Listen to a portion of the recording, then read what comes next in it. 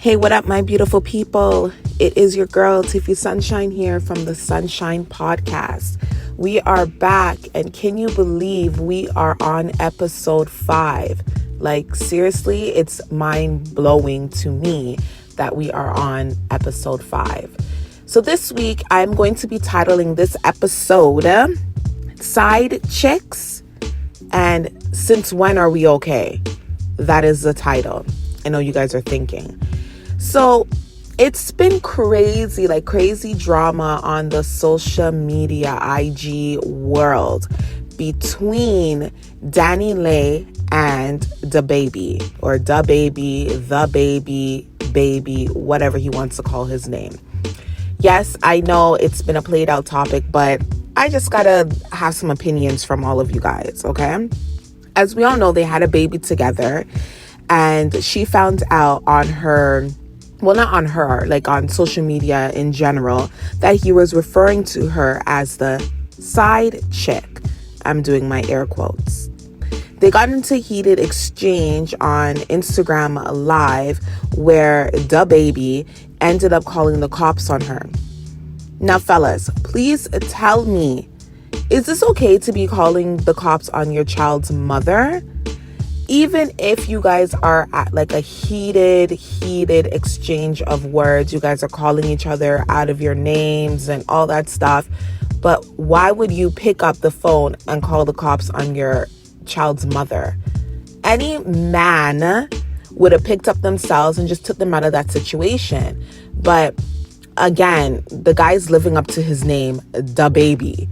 Like, when she met him and he was referring to himself as DaBaby, she should have ran for the hills, didn't have a child with this guy, just go about your business and go find a man, not DaBaby.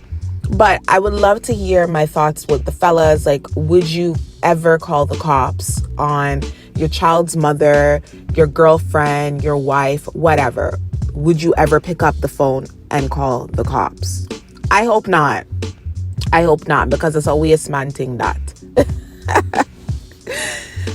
Okay, there's another topic here that kind of I found this is just strange, and I want to know, like, are we okay with this? So a lady made a video on her TikTok saying that she lets her man cheat in peace. She doesn't question his whereabouts. She doesn't question him about anything. She just lets her man cheat in peace. Since when are we okay with that? Like, if you are looking to be cheated or be cheated on, or that's just okay with that in your relationship, why are you even seeing somebody? Like, why are you seeing somebody? Just remain single and not be tied down to somebody. Like, come on, ladies, we have to do better than that. You cannot be okay with a man cheating on you and you just going with the motions and going with the flow. That's just ridiculous to me. Let me know. I'm not a singer, but yeah, Aaliyah came to my head. Let me know what you guys think about that. Like, are you okay with that? Because I ain't okay with that. So I got another question. You know me, I like to throw out my questions here. Would you ever get your other half's name tatted on you? Let me repeat it. Would you ever get your other half's name, so your husband, your wife, your girlfriend, anybody that you are in a serious relationship with, or you think you're in a serious relationship with them, would you ever get your name tatted on them? So I came across this recent post where this young girl got her boyfriend's name tatted all down her spine. Like, so, you know, the whole middle of her back, is tatted in bold letters of her boyfriend's name. The guy left her before the tattoo could even heal. Like, the guy packed up his bags and left the girl before the tattoo could even heal. Like, do you think the reason why the guy left, I didn't share the reason why the guy left the girl, but do you think the man's seen red flags and that's the reason why he left? Like, the girl takes off her shirt, say, hey babe, look what I got done. And you see your full name down the back of the woman's spine. You think he just ran for the hills and just said, nah, this girl is crazy? So back to my question, would you ever get your significant other's name tattooed on you, like anywhere on your body? For me, speaking for me personally, yeah, I would get my significant other's, I won't say their name per se tatted on me completely, maybe initials. Like, I would get initials tatted on, let's say, my ring finger or something. I would get his name tatted on him. And babe, don't feel special here. Don't feel special here. But yeah, I would get his name tatted on me. But let me know your thoughts on that. Would you do that? So I got a rumor alert. So the rumor on the street is that Mr. Toronto, our one and only Drake, likes to find his women on Tinder to sleep with. Yeah. Do you think this is a proper way for him to find a woman on Tinder? And why does he need to resort to be finding women on Tinder to sleep with? Like, you're flipping Drake. As soon as they see your blacked out truck pulling up or whatever, they know it's you and you'll get all the girls that you want. Or do you think this is a safer way for him to weed out the crazy women? But then again, like, there is crazy women that go on social media. So how can you really weed out who's crazy from who's not crazy? I don't know. That's just crazy to me. But do you think that's just a safe way for a celebrity to find a woman? Let me know your thoughts. So I have something that I have found very weird and very awkward. So I do apologize if you guys find this topic awkward, but I just need to know if I'm the only one that finds this strange. So, Young Jeezy, he just got married to one of the co-hosts of The Real, Jeannie Mai, and they're expecting their first child together. In her recent video on her YouTube channel, she shared that her and Jeezy, when they're having their intimate time, he likes to rub her belly and kind of talk to the baby. Do you find this weird? For me, I think that's weird. Like, I have 3 children and I wouldn't want my man to be rubbing up my belly. Yes, don't get me wrong, and she said this as well on her YouTube, that this is how the child was created, so they don't find anything wrong with Jeezy rubbing up her belly. But no, don't touch me. Don't touch me. I just find that flipping weird. I find it weird. Leave my belly alone. That's not for touching. But then again, she is only halfway through. I think now she hit her 3rd trimester.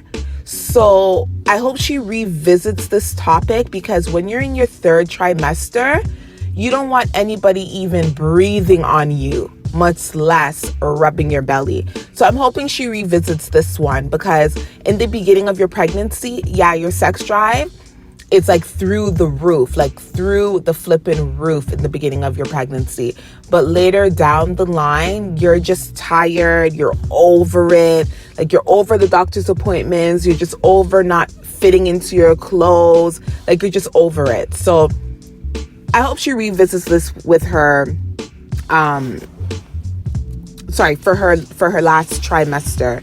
I really, really do, because I don't think she will be feeling the same into the last trimester.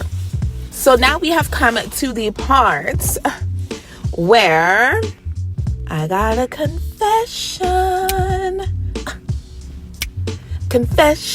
for you. I got a confession. Ooh. Okay, all right, guys. Woo! Drake, hit me up. Here, you hear my vocals? Ooh, ooh, ooh, ooh, ooh, ooh. Okay, I'm joking. Anyway, so with my little singing intro, it's confession of the week. So it's a confession of the week story. It's not a steamy confessions like I normally do. I just find this one a foolishness confessions of the week. So a Texas man forged his wife's signature and divorced her without her knowing. Let me repeat the foolishness of the week confession. A Texas man forged. So he wrote his wife's signature on her behalf to divorce her without her knowing. Question. What do you think drove that man to forge the wife's signature to divorce her? Was she mental? Did he need to run for the hills? Did he say, like, what the hell did I get myself into?